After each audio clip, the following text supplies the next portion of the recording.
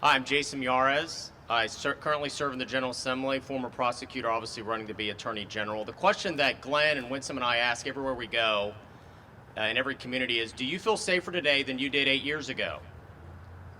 By every single quantitative measure, the answer is definitively a no. Because several of the members of the General Assembly are here. We've had a front row seat of this criminal first, victim last mentality that we've had in Richmond, this far left liberal monopoly.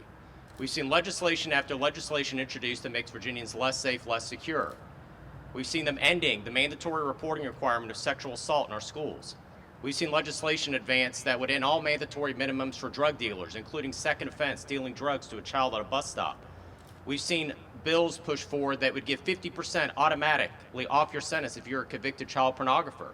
And we've seen a McAuliffe Northam parole board that has let out violent criminals back on our streets, sometimes with decades left on their sentence, and then see those same individuals then commit more crime.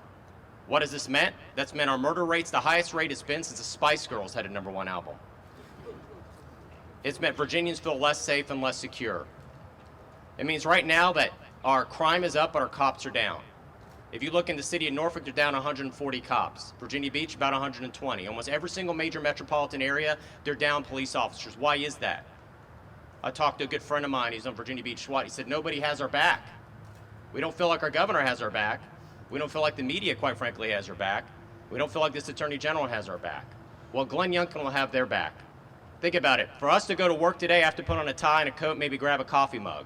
For an officer just to go to work in the morning, they have to put on a bulletproof vest. There's no other job in America like that. And for them to be demonized the way they've been and been attacked the way they've been by people in Richmond, not surprisingly, cops are leaving in droves. There are no police officers. There's not enough police officers on our streets keeping our communities safe. So when you have people like Terry McAuliffe advocating for ending qualified immunity, and you have which is de facto defunding police, on top of what we already have, which is rhetoric that is driving cops away, you can't keep cops. And what we need is a fresh perspective, a new perspective, an outsider's perspective as Virginia's chief executive officer. Someone who's going to stand with police, not against them, who's going to fund police, not attempt to defund them. That's exactly what Glenn Youngkin has proposed in his plan. The pay for retention is going to be critical because we're losing an entire generation of police officers with vast amount of knowledge that are leaving and retiring early precisely because they don't feel like anybody has their back, but they know that help is coming. They know Glenn Youngkin is going to serve and have their back as governor. Ultimately, Glenn Youngkin's #1 goal is safety and security for your child in their schools and for your family in their neighborhood. That's what's at stake here in Virginia. We know we need to end this far left liberal monopoly if we're going to actually bring back some common sense, in addition to that, some safe streets.